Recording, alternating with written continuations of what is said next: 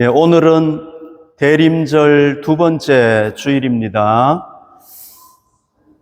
사진으로 초 두 개를 대신하도록 하겠습니다. 오늘 촛불을 두 개 켜는 날인데요. 여기는 보니까 촛불이 이렇게 있습니다. 저희 게 아니어서 좀 안타깝습니다. 자, 이렇게 사진으로 대신하겠습니다. 여러분, 대림이라는 것은 무슨 의미입니까? 도착한다, 이런 의미라고 제가 지난주에 설명했지 않습니까? 또는 오다, 이런 의미거든요. 그래서 이게 라틴어에서 나왔는데, 라틴어의 아드벤투스라는 말에서 이게 오다, 도착, 이런 의미거든요. 그래서 아드벤투스에서 어드벤트, 이런 이 대림절이 나왔다고 할 수가 있습니다. 여러분, 기독교 역사를 이렇게 쭉 보면은요, 지금 2000년 역사가 지나가지 않았습니까? 약 1000년 동안에는 이 대림절을 어디에 포커스를 맞춰서 지켰느냐 하면은 여기에 포커스를 맞춰서 지켰어요. 이게 뭡니까? 예수님께서 과거 역사 속에 인류의 구세주로 오신 사건, 여기에, 그러니까 과거의 구세주가 오신 사건에 포커스를 맞추어서 지켰단 말이죠. 그러다가 약 12세기경이 되니까 이게 이제 의미가 더 넓어지게 되는 겁니다. 어떻게 넓어지느냐 하면은 과거에는 예수님이 인류의 구세주로 역사 속에 오셨고 그걸로 끝이 아닌 겁니다. 지금도 예수님이 우리 구세주로서 은혜 중에 우리를 찾아오시는 겁니다. 그래서 현재도 오시는 예수님, 또 그럼 그걸로 끝입니까? 아닙니다. 미래의 역사의 종말에 인류의 심판주로서 다시 오실 예수님에게까지 초점을 맞추어 가지고 지키게 된 겁니다. 그래서 과거, 현재, 미래 이렇게 세 측면에서 지키게 되었다는 것을 여러분들이 좀 아시면 좋겠습니다. 여러분, 이스라엘 백성들은 오실 메시아를 기다렸죠. 아직도 기다리고 있잖아요, 그 사람들은. 왜? 메시아가 아직 오시지 않았어요. 그러나 우리는 어떻습니까? 메시아가 오셨죠. 그분이 예수님 아닙니까? 그리고 이제 우리는 누구를 기다립니까? 오실 메시아를 기다리는 것이 아니라 역사의 종말에 다시 오실, 재림하실 예수님을 기다린단 말이죠. 그래서 여러분, 이게 무슨 색깔인지 아시죠? 제가 타이 맨 색깔이 무슨 색깔인지 아시죠? 보라색. 여기도 보라색이잖아요. 이 보라색이 무슨 의미가 있느냐면 기다린다는 의미가 있어요. 그래서 기독교에서는 오늘 이 보라색을 사용하는 겁니다. 여러분들도 좀 보라색을 사랑하시면 좋겠습니다. 왜요? 예수님의 오심을 기다리는 색깔이니까. 네. 기독교가 중요하게 여기는 색깔들이 있어요. 파란색, 천국을 상징하거든요. 그래서 이런 색깔들은 여러분들이 좀 사랑하시면 좋겠습니다. 자, 오늘은요, 본문을 통해서 우리가 대림절의 현재적인 측면에 대해서 한번 생각해 봅시다. 현재적인 측면. 제가 지난주에는 과거의 측면에 대해서 얘기를 했잖아요. 오늘은 현재적인 측면, 내일은, 다음 주에는 미래적인 측면에 대해서 얘기를 하겠는데, 현재적인 측면에 대해서 한번 생각을 해 보십시다. 예수님의 재림이죠. 자, 이 사진 6장이, 그림 6개가 있는데요. 이게 예수님의 일생을 보여주고 있습니다. 예수님은 탄생하셨죠. 그죠? 성육신이라고 그러지 않습니까? 그 다음에 사생애가 있습니다. 30년 동안 사생애. 그 다음에 공생애가 있죠. 사역하셨던 3년. 그리고 사역의 맨 마지막에 어떻게 합니까? 십자가 지고 죽으시고, 그리고 부활하시고, 그 다음에 승천하시게 되죠. 그러면 제가 여러분들에게 질문 한번 해보겠습니다. 자, 승천하신 예수님은 무엇을 하십니까? 승천하신 예수님은 뭐 하십니까? 자, 이거를 알기 위해서는요, 우리가 뭘 알아야 되느냐 하면 예수님이 공생애 때 어떻게 사역하셨는가를 좀 알아야 됩니다. 누가복음 5장 32절에 보면 내가 의인을 부르러 온 것이 아니요. 누구를 부르러 왔다고요? 죄인을 불러 회개시키러 왔다. 예수님의 사역이 어디에 초점이 있습니까? 죄인을 회개시키는 데 있었던 거예요. 여러분, 이 세상에서 정말 중요한 문제가 뭡니까? 정치 문제, 경제 문제, 뭐 이런 거잖아요. 그죠? 예수님이 정치 문제 신경 쓰고 경제 문제 신경 쓰고 뭐 이런 거 해야 되지 않습니까? 근데 예수님은 뭐 하신 겁니까? 죄인을 불러 회개시키러 왔노라. 죄인을 불러서 변화시키는데, 구원하는데 예수님의 핵심의 사역에 초점이 맞춰져 있었던 겁니다. 자, 왜 예수님은 죄인을 구원하는데 초점을 맞췄을까요? 아담, 하와 인류의 조상이 우리가 알다시피 하나님의 말씀에 불순종함으로 말미암아, 이게 죄잖아요, 죄. 이 죄로 말미암아 아담 부부뿐만 아니라 그 이후에 모든 인류가 뭘 당하게 되었습니까? 고통을 당하고 불행하게 되고 저주받고 영원한 죽음을 죽게 됐단 말이죠. 그러니까 여러분, 인간에게 가장 큰 문제가 뭡니까? 이게 정치 문제입니까? 경제 문제입니까? 뭐 무슨 문제입니까? 하나님과 관계를 끊어버리게 만드는 이 죄 문제란 말이죠. 아멘? 이 죄 문제가 인간에게 제일 심각한 문제인 겁니다. 이것만 해결돼 버리면은 모든 문제가 다 쫙 해결이 되는 겁니다. 이 죄 때문에 문제가 되는 거예요. 여러분, 오늘날 세상을 보십시오. 뭐가 다 문제를 일으킵니까? 이 죄 아닙니까? 죄. 욕심이라는 죄. 이것 때문에 전쟁도 일어나고요. 권력을 가지려는 욕심. 이게 죄 아닙니까? 죄. 이것 때문에 다 일어난단 말이죠. 그러니까 예수님은요, 이 죄 문제 때문에 오셨기 때문에 어떻게 해결하십니까? 자신이 인류의 모든 죄를 자기가 다 대신 지는 겁니다. 지고 십자가에 돌아가시는 겁니다. 공생의 때 죄인들을 부르셨잖아요. 그들의 죄를 용서해 주셨잖아요. 그걸로 끝난 게 아니고 어떻게 합니까?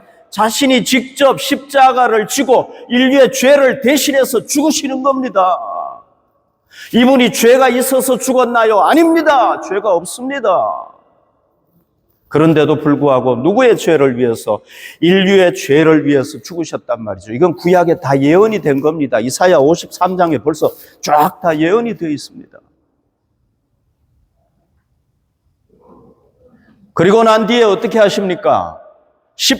부활하시잖아요. 부활. 여러분, 이게 십자가와 부활이 다 연결이 되는 겁니다. 그냥 예수님이 살아나신 게 아니란 말이죠. 이건 뭘 보여주는 겁니까? 우리가 정말로 죄사함 받았으면 이제 살아나야 되잖아요. 부활해야 되잖아요. 영생을 누려야 되잖아요. 그러니까 예수님께서 죄사함 받은 자는 이제 살아날 수 있다는 걸 본인이 보여주신 겁니다. 그 다음에 승천하셨잖아요. 이 승천도 부활하고 관계가 없는 겁니까? 십자가와 관계가 없는 겁니까? 아닙니다. 관계가 있습니다. 어떤 관계가 있습니까? 예수님께서 승천하심으로 어디로 간 겁니까? 우주 속에 사라져버린 겁니까? 아니잖아요. 하나님 나라로 가신 거 아닙니까? 하나님의 나라가 있다는 거, 그분이 거기서부터 왔다는 거, 이걸 보여주는 겁니다. 예수님이 공중에 딱 올라갔다가 떨어져서 만약에 돌아가셨다 그러면은 하나님 나라 있습니까? 없습니까? 우리 자신할 수 없어요. 이게 다 연결이 되는 겁니다. 그래서 예수님의 이 인류 구원을 성취하신 이 사건 이후에는 누구든지 예수님을 믿으면 어떻게 된다고 했습니까? 죄사함을 받게 되는 겁니다. 왜? 이분이 우리 죄를 대신해서 죽으셨기 때문에. 아멘. 이걸 믿어야 돼요. 이 기독교 중요한 진리인 겁니다. 그래서 이분을 믿으면은 죄사함을 받게 됩니다. 이게 기독교의 기쁜 소식이에요. 굿뉴스예요. 굿뉴스. 너무너무 기쁜 소식이란 말이죠, 이게. 네. 그리고 어떻게 됩니까? 하나님의 자녀가 됩니다. 이제는 지옥의 형벌을 받지 않습니다. 우리는 뭘 받습니까? 하나님과 함께 하나님 나라에서 부활해서 영생을 누릴 줄 믿습니다. 할렐루야. 이게 얼마나 기쁜 소식입니까? 이 기독교의 진리라는 게. 자, 여러분, 사도행전은요, 뭘 기록을 한 겁니까? 초대 기독교 역사, 한 100년간 기독교 역사를 쫙 기록을 했잖아요. 자, 여기에 보면은 예수님이요, 승천하시고 난 뒤에 뭘 하십니까? 성령님을 보내주세요. 마가다락방에. 성령님을 내가 보내겠다고 약속을 했는데 성령님을 진짜 보내주신 겁니다. 120명에게 모두 성령님이 임하신 겁니다. 그리고 난 뒤에 예수님이 어떻게 하시느냐 하면은요, 성령님과 더불어서 성령님과 함께 또는 성령님을 통해서 인류 구원 사역을 이루어 가시는 겁니다. 여기 보십시오, 여러분. 예루살렘에서 시작된 복음이 어디로 갑니까? 이렇게 쫙 안디옥까지 가가지고 여기가 소아시아 아닙니까? 소아시아를 지나가지고 여기가 그리스잖아요. 드디어 유럽으로 건너가가지고 그리스, 그 당시에 땅끝이 로마라고 했는데 어디까지 갑니까? 로마까지 복음이 쫙 전해져. 이게 사도행전에 기록된 내용 아닙니까? 이걸 누가 하신 겁니까, 이거? 이걸 누가 하신 겁니까? 예수 그리스도께서, 성자 예수님께서 성령님과 더불어서 성령님과 함께 이걸 쫙 진행하신 거란 말이에요. 이게 뭡니까? 화살표가 뭡니까? 예루살렘부터 시작해가지고 로마에 있는 사람들까지 죄인들을 구원한 역사 아닙니까? 아멘. 죄인들을 구원한 역사잖아요. 이건 누가 하신 겁니까? 예수님께서 하신 거란 말이죠. 할렐루야. 예수님이 하신 거란 말이죠. 성령님과 더불어서 사도들을 사용했지만은 진짜는 사도들이 이거 한 겁니까? 아니죠. 예수님이 하신 거란 말이죠. 그러니까 여러분, 이걸 보면 우리가 뭘 알 수 있습니까? 예수님은 승천하시고 난 뒤에 나 이제 너희들하고 관계없어. 너희들 알아서 해. 이런 분이 절대 아니죠. 그렇죠? 이 세상하고 관계를 딱 끊으신 분이 아니에요. 예수님은 어떤 분입니까? 예수님은 승천했지만은 여전히 하나님의 나라와 이 세상을 왕래하시면서 왔다 갔다 하시면서 인류 구원의 사역을 계속하고 계시는 겁니다. 오늘 본문에도 보면 나오잖아요. 예수님께서 뭘 하십니까? 사도 바울을, 그 악독한 죄인 사도 바울을 변화시키잖아요. 예수님께서. 또요, 아나니아라는 제자를 사용하셔가지고 하나님의 사역을 하시잖아요. 아나니아야, 너 이 일 좀 해다오. 이렇게. 이분이 승천하신 뒤에 그냥 끝나버립니까? 아닌 거잖아요. 그러니까 예수님은요, 승천하신 후에도 뭐 하십니까? 공생애 때 하셨던 죄인을 구원하는 그 사역을 계속해서 하시는 겁니다. 승천 전과 승천 후가 달라지는 게 아닌 겁니다. 연속선상에 있는 겁니다. 그래서 예수님은 인류 구원의 사역을 줄기차게 계속하신다고 볼 수가 있습니다. 그분이 함께 하시기 때문에 여러분, 오늘날 이 기독교가 존재하는 겁니다. 만약에요, 예수님이 함께 하시지 않았으면 로마 시대 때 벌써 기독교 없어졌습니다. 여러분, 그렇게 몇백 년을 박해했는데 살아남을 수 있겠습니까? 공산주의 속에서 기독교가 살아남을 수 있겠습니까? 교회가 존재할 수 있겠습니까? 모든 종교를 다 없애버렸는데, 모든 종교 다 없어졌는데요, 기독교 교회는 살아가지고 꿈틀꿈틀 하다가 공산주의가 딱 무너지니까 땅 위로 딱 나온 거예요. 그래서 예수님께서 말씀하셨어요. 지옥의 권세도 교회를 이길 수가 없다. 아멘. 사탄도 교회를 건드리지 못하는 거. 건드릴 수는 있죠. 한 번 칠 수 있죠. 두 번 칠 수 있죠. 그러나 그거 가지고는 안 되는 겁니다. 주님의 교회를 아무도 건드릴 수가 없는 것입니다. 할렐루야. 여러분, 예수님께서 지금 구세주로서 사역하고 계신 걸 믿으시기를 바랍니다. 언제까지 사역하십니까? 역사의 종말 때까지 구세주로서 사역하시고, 예수님의 사역이 언제 끝납니까? 역사의 최후 종말 때, 예수님께서 재림하실 때 끝날 줄로 믿습니다. 그래서 여러분, 우리는 뭘 믿어야 됩니까? 지금도 예수님은 구세주로서 사역할 수 있다는 걸 믿어야 됩니다. 그래서 우리가 여러분 뭘 할 수 있습니까? 예수님이 구세주로 사역하기 때문에 우리가 그분의 이름으로 기도할 수 있는 겁니다. 병 들었을 때 기도할 수 있고요. 어려운 일을 당할 때 예수님 도와주십시오. 성령님 도와주십시오. 하나님 아버지 나를 도와주십시오. 얘기할 수 있는 겁니다. 만약에 예수님이 2000년 전에 죽은 걸로 끝나버렸으면 우리는 그분에게 아무것도 요청할 수 없고 그분은 우리를 위해서 아무것도 할 수 없습니다. 그러나 그분은 부활하셨단 말이죠. 승천하셨단 말이죠. 승천하고 끝난 것이 아닙니다. 지금도 그분은 사역하고 계신단 말이죠. 뭘로? 나의 구세주로. 아멘. 그러니까 여러분 예수님을 의지하시기 바랍니다. 우리 눈에 안 보일 뿐이지 예수님은 우리가 기도하면 그 기도가 응답되도록 아버지 하나님께 요청할 줄로 믿습니다. 내 이름으로 기도하라고 그랬잖아요. 기도하면 다 들어준다고. 다급할 때는 예수님을 부르시기 바랍니다. 주님 도와주십시오. 이건 내 힘으로 도저히 해결할 수 없습니다. 다급한 문제입니다. 여러분들이 외치고 부를 때에 지금도 사역하시는 예수님께서 여러분들을 도와주실 줄로 믿습니다. 제가 그냥 지식적으로 얘기하는 거 절대 아닙니다. 저는 지금까지 살아오면서 목회자로서 기독교인으로서 너무 많이 체험을 했기 때문에 여러분들에게 자신 있게 얘기할 수 있습니다. 예수님께서 두 가지 방식으로 사역을 해 가시는데요. 첫 번째는 뭐냐 하면은 직접 사역을 하세요. 예수님께서 직접. 이거 보십시오. 이 사람이 누굽니까? 사울이잖아요. 사울이 다메섹에 있는 그리스도인을 잡아오려고 다메섹 성으로 가까이 가는데 갑자기 부활하신 예수님이 나타나신 겁니다. 빛으로 쫙, 빛과 함께 쫙. 그분이 빛 자체니까 예수님이 나타나면 빛인 거죠. 그분이 빛인 거죠. 쫙 나타나니까 바울이 어떻게 했습니까? 말에서 떨어져 버렸어요.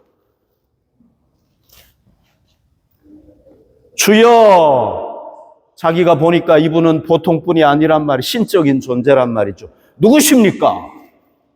이르시되 나는 내가 박해하는 예수라. 예수님이 살아있네, 그죠? 예수라는 거예요.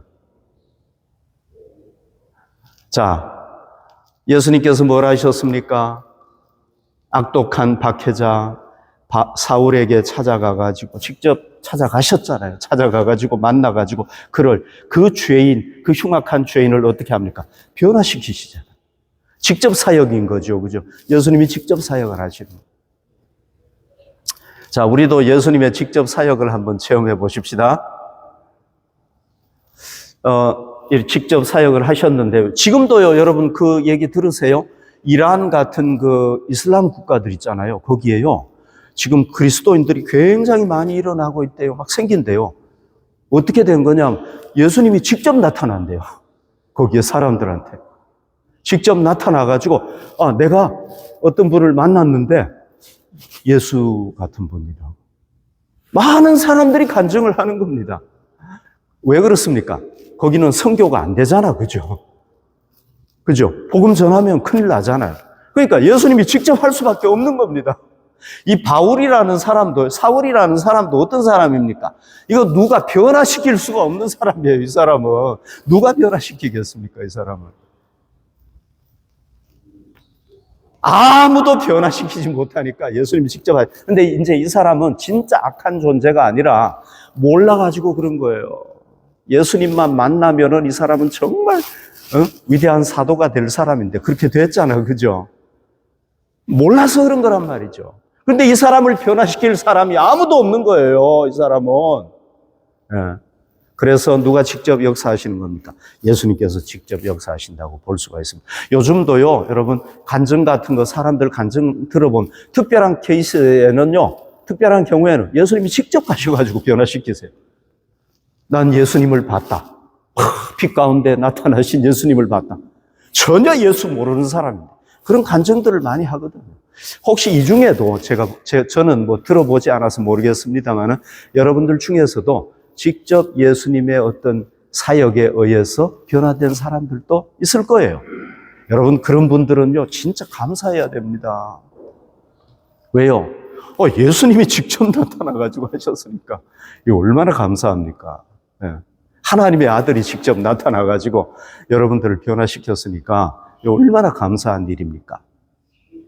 그러면은 이제 두 번째는요, 예수님이 어떻게 사역을 하시느냐 하면 제자들을 통해서 사역을 하세요. 첫 번째는 직접 사역하시죠. 두 번째, 제자들 통해서 사역을 하시면. 자, 여러분이 아나니아라는 사람 여기 나오잖아요. 아나니아라는 사람. 이 제자잖아요. 이 사람이 어떻게 회심했을까요? 이 사람은. 아는 사람 있으세요? 이 사람 어떻게 회심했는지 모르죠. 그죠? 저도 몰라요. 왜? 기록이 없기 때문에 몰라요. 그러나 이제 우리가 한번 추측을 해볼 수가 있습니다. 첫 번째 가능성은 뭐냐 하면은요, 예수님이 이 사람을 특별히 쓰셨잖아요. 그죠? 아나니아야. 쓰셨잖아요. 그러니까 이 사람은 어떤 사람일 수 있느냐 하면은 예수님이 살아계셨을 때 공생애 때 수많은 사람들이 예수님을 보고 따랐잖아, 제자로. 그죠? 그러니까 이 사람도 그랬을 가능성이 있어요. 그 사람들처럼.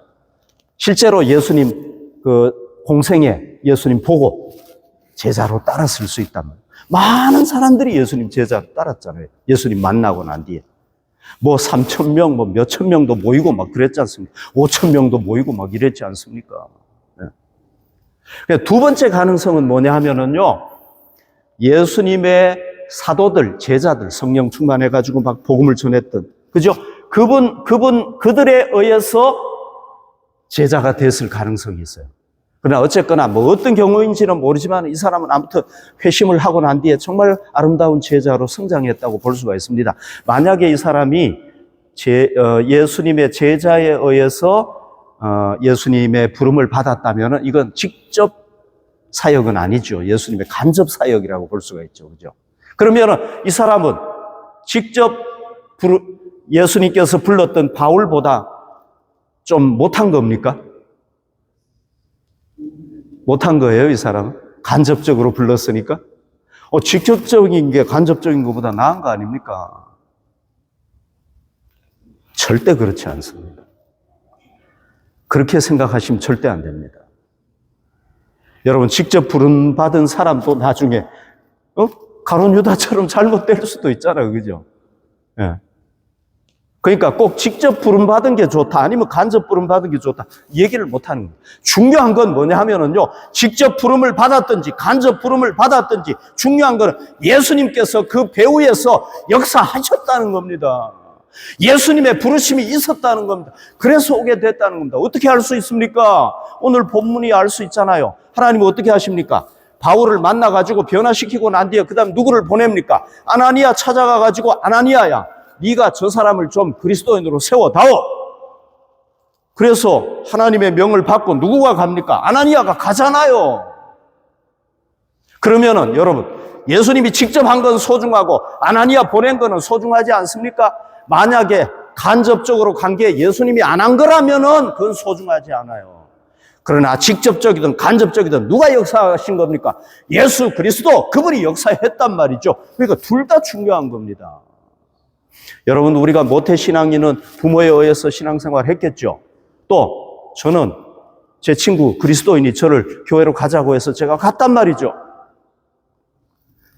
나는 간접적으로 부름받았으니까 별로 바울같이 좀 불렀으면 좋았는데, 이렇게 생각하시면 절대 안 됩니다. 우리를 부르신 분은 누굽니까? 예수 그리스도. 단지 방식만 다를 뿐인 겁니다. 직접적으로. 바울은 직접 부르지 않으면 안 되니까 누가 그 사람 변화시킬 수 있겠습니까? 그러니까 하신 거란 말이죠. 예수님은 그때그때 방식을 다르게 하신단 말이죠. 그러니까 내 방식이 꼭 저 방식보다 못하다, 이렇게 생각하면 안 되는 겁니다. 여러분, 우리가 지금 이 자리에 앉아 있다면은 누가 우리를 부르신 겁니까? 예수님께서 우리를 부르신 줄 믿습니다. 사람을 통해서 하셨지만은, 그러나 우리를 부른 주체, 우리를 구원한 분은 예수 그리스도인 줄로 믿으시기 바랍니다.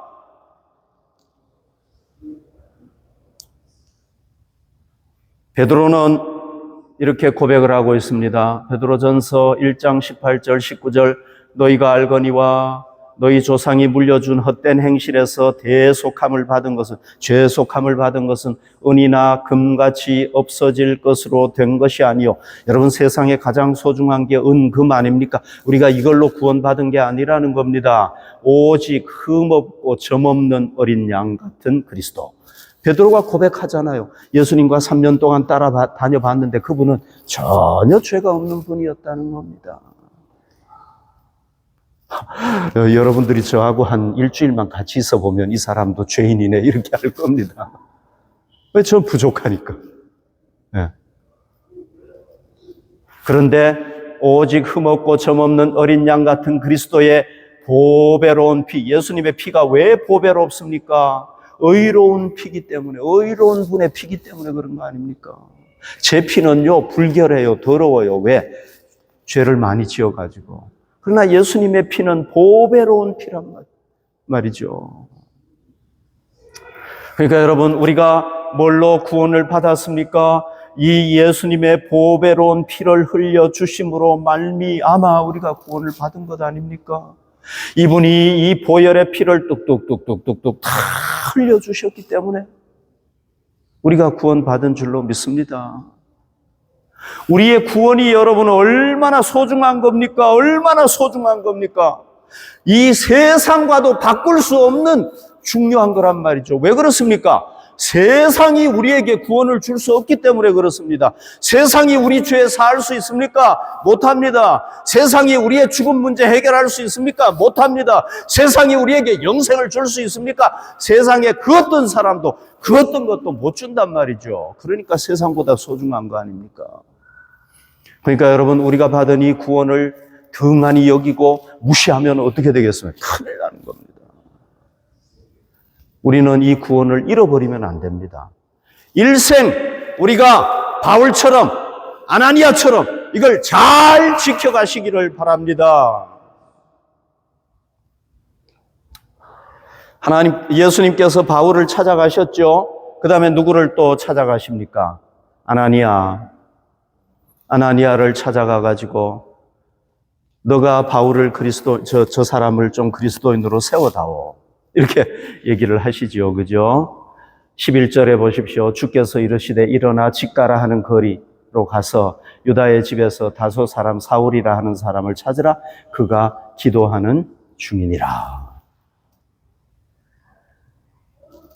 예수님께서 이 아나니아에게 찾아오셔가지고 이 사울이라는 사람을 네가 기독교인으로 좀 세워다오. 얘기를 하는 겁니다. 아나니아가 어떻게 합니까? 순종합니다. 주님 알겠습니다. 순종해. 그래서 이 사람이 사울을 찾아가가지고 세워주지 않습니까?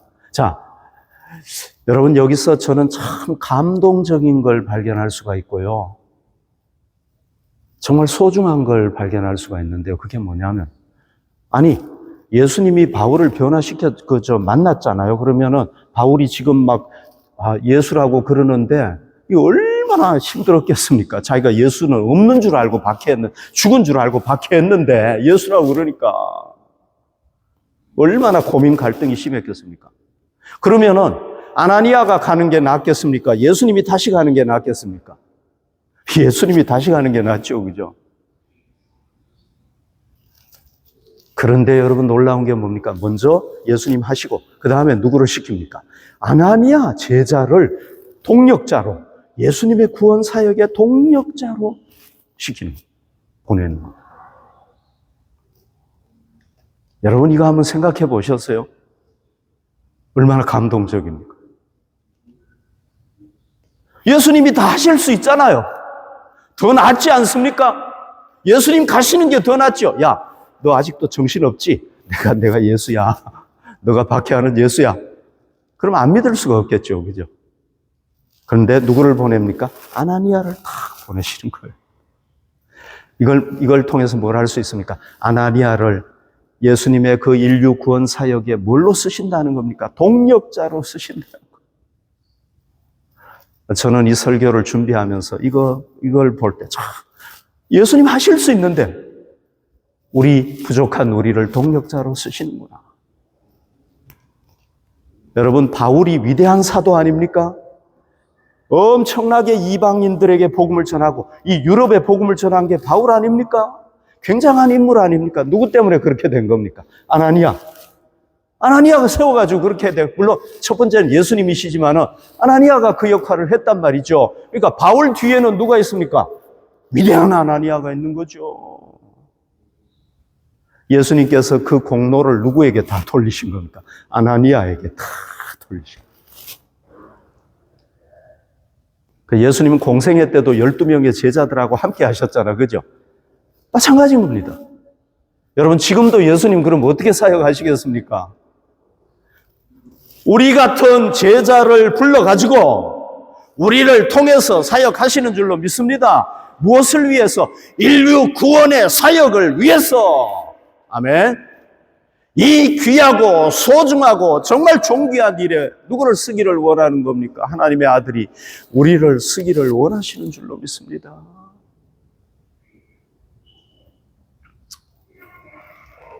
여러분, 정말 예수님이 나타나가지고 우리를 동역자로 쓰신다면 우린 정말 막 감동이겠죠. 그죠? 예수님이 안 보이니까 우리가 그렇게 못하는데, 그러나 정말 예수님이 우리를 쓰시기를 원하시고 쓰신다는 것, 이걸 우리가 알아야 됩니다. 천국에 가면은 다 알게 될 거예요, 우리가. 야, 그때 내가 다 한 거야. 내가 너를 부른 거야. 내가 너를 죄인에서 구원받게 한 거야. 내가 이 사람 시킨 거야. 다 예수님께서 보여주실 줄로 믿습니다. 아멘. 자, 그래서 우리도 그 일에 쓰임받을 수 있기를 원하는데요. 자, 예수님의 이 구원 사역에 참된 제자로 쓰임받기 위해서 조건이 있습니다. 조건. 이 조건이 성취가 돼야 되는 겁니다. 예수님이 아나니아에게 나타나가지고, 야, 너 사울이라는 사람에게 좀 가줄래? 얘기했잖아. 그죠? 여러분, 사울은 어떤 사람입니까? 사울은 어떤 사람이에요? 예루살렘과 유대 지역에 있는 그리스도인들을 악랄하게 박해했던 사람 아닙니까? 그리고요, 또 어디까지 쫓아온 겁니까? 다메섹까지 쫓아온 거잖아. 그죠? 자, 예루살렘에서 박해가 나니까 사람들이 유대를 피해가지고 유대로 막 도망가고, 그 다음에 어디로 온 겁니까? 다메섹으로 왔잖아요. 그러면 이 아나니아라는 사람은 어떤 사람입니까? 박해를 피해가지고 온 사람이란 말이죠. 그럴 확률이 100%, 아니, 100%는 아니고, 제가 모르니까 90% 이상 있단 말이죠. 그런데 누구에게 가라는 겁니까? 지금 자기들을 잡으러 온 사울에게 가라는 겁니다. 여러분, 이거 가능하겠어요? 그러니까 아나니아가 물어보는 겁니다. 아니, 예수님, 저 사람 우리 잡으러 왔는데 나보고 가라는 얘기입니까? 물어보는 거예요. 그러니까 예수님께서 뭐라고 말씀하십니까? 이렇게 얘기하잖아요. 이 사람은 내가 택한 사람이다. 그러니까 어떻게 합니까? 이 아나니아가 찾아가는 겁니다. 직접. 여기 보십시오. 17절. 아나니아가 떠나 그 집에 들어가서 그에게 안수하여 이르되, 형제 사울아, 주 곧 내가 오는 길에서 나타나셨던 예수께서 나를 보내어 너로 다시 보게 하시고 성령으로 충만하게 하신다 하니. 여러분, 아나니아가 예수님께서 그 사람을 변화시켜 놓은 줄 뭐 알았겠습니까? 거기 갔다가 예수님 말 듣고 갔다가 만약에 붙잡히면 어떻게 되는 겁니까? 당장 예루살렘으로 가가지고 감옥 생활하든지 아니면 순교당해야 되는 겁니다. 이런 위험을 어떻게 감당하겠습니까? 네. 나 같으면은요, 저는 좀 이렇게 돌다리도 두드려 보고 가는 스타일이거든요. 그러니까 진짜 저 사람이 변했나 안 변했나 좀 알아보고 갔을 것 같아요. 그런데 아나니아는 어떻게 합니까? 예수님이, 야, 가라. 내가 다 알아서 할게. 그냥 순종하기 어려운 일인데 그냥 순종해버리는 겁니다. 자기 목숨이 위태로운데도 불구하고. 그러니까 어떻게 되는 겁니까? 예수님의 동력자로 쓰임받았단 말이죠. 자, 여러분, 이제 우리 자신을 마지막으로 한번 살펴보십시다. 우리는 정말 온전하게 예수님을 사랑하고 따르는 제자인가?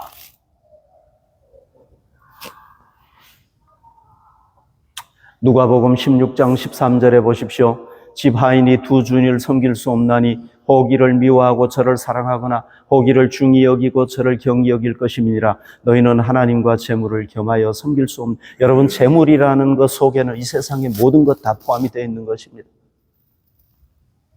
사람으로부터 시작해가지고 재물, 모든 것 다 포함해. 두 주인을 섬길 수 없다는 겁니다. 예수님 섬기는 사람은 누구만 섬겨야 돼? 오직 예수만 섬겨야 된다. 자, 여러분, 우리 자신을 한번 돌아봅시다. 우리는 정말 한 마음을 가지고, 두 마음이 아니라 재물도 섬기고 예수님도 섬기고 두 마음이잖아요. 이거는 마음을 딱 나눠가지고 한쪽은 예수님께 주고 반쪽은 예수님께 주고 반쪽은 물질에 주고. 우리가 이런 제자가 되지 맙시다. 또 일시적으로 원래는 이렇게 했는데 5년 동안은 이렇게 했는데 6년 때부터는 변화되는, 이러면 안 되겠죠. 한결 같아야 되겠죠. 이게 이 마음이 한결 같아야 되겠죠. 예수님께서 말씀하시면은 이해가 안 되고 상황도 안 맞지만은 그러나 주님 내가 순종해 보겠습니다. 온전히 순종할 수 있는 제자들이 되도록 노력하십시다. 그래서 우리도 아나니아처럼 어떤 제자가 되어야 되겠습니까? 예수님의 인류 구원 사역에 쓰임받는 하나님의 제자, 예수님의 제자들이 될 수 있기를 바랍니다. 아멘. 우리 함께 찬양 드리고